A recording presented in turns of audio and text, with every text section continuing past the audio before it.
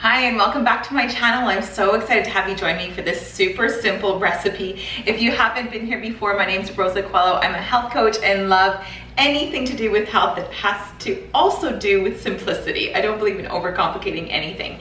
So today's recipe is almond milk. This is definitely a staple in my household. It's so easy to do. The best thing is you know exactly what's in it. I don't know about you, but the last time I checked the back of the almond milk cartons, it is just full of so many preservatives and who knows what else. Now, not to say that I don't occasionally grab one here and there just for the convenience, but when I can, I do love to make it. So I started off with, I've got a cup and a half of almonds, but what you want to do is you want to do 1 cup almonds to 3 parts water. I just had some extras, so I threw them in there. So I soaked these ones overnight. You want to soak them for at least 4 to 6 hours. So that's just the part that takes a little bit of kind of patience and waiting time and maybe planning ahead a little bit, but they just sit there and do their thing. So once you've done that, the water will be really murky. You want to simply filter or just strain it. So I don't know if I'm in sight still, but you want to strain them and then just kind of rinse them with water again. Just to get rid of all that powdery material. All right, so you've got your nice soaked almonds. They just become a little plumper and soft.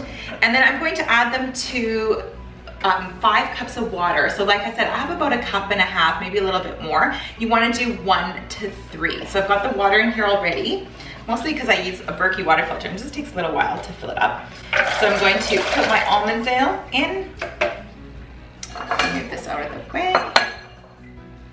Okay, so this is the fun part. So I am using a high-powered blender. I'm using the Vitamix. I have been known to do this with a magic bullet and just made like a small portion of it. It is a little bit, you don't get it as fine, but you can still make it. So don't let that hold you back. Okay, here I go. I'm just gonna do this for about 30 seconds.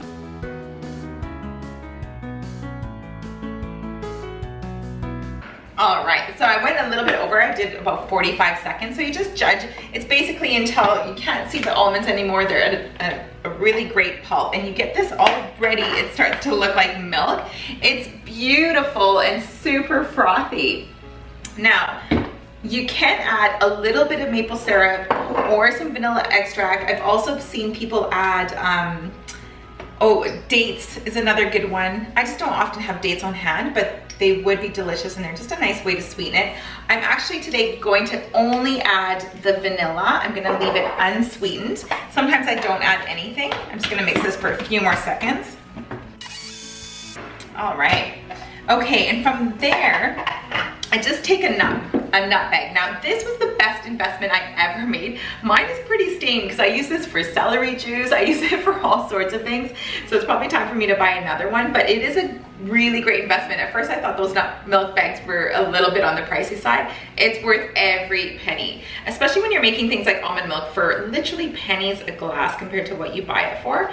And again, it's nice to save a bit of money, but it's also just really nice to know what you're putting into your body is super pure. So I'm just gonna drain it through this nut bag, and you can see the beautiful milk starting to come through.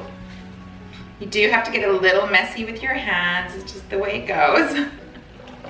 So you can see how gorgeous that is. From here, I transfer it into a jar, and then it keeps in the fridge for, oh gosh, I'd like to say it keeps for about a week. I don't think I've ever had it last about a week, but just have a little taste and see how it goes. It's definitely good for 4 or 5 days. The pulp at the end, you're left with really nice dry pulp. That pulp is amazing. Don't throw it out. You can still use that to add a little bulk and fiber to your smoothies. You can use it to add to baking. It's absolutely brilliant. So here we go. I'm probably gonna make a mess, but I just wanna show you. I just transfer it into a glass jar, put a lid on it, and then into the fridge. There we go. So just a little bit of a mess for the sake of showing you. I don't wanna look for my funnel, which I usually have out, but look how absolutely stunning and gorgeous this is. It's so simple. If you make this, please let me know. I would love to hear what you think about making almond milk as well. But like I said, I used to think it was really difficult, and it's not. It's the simplest thing to do, and it's so delicious. If you love this recipe, be sure to subscribe and also stay tuned for other health topics. I always love chatting anything to do with health that I feel will bring value to you. So join me again, and again, be sure to subscribe and like this video or leave me a comment if you are gonna make it. Bye.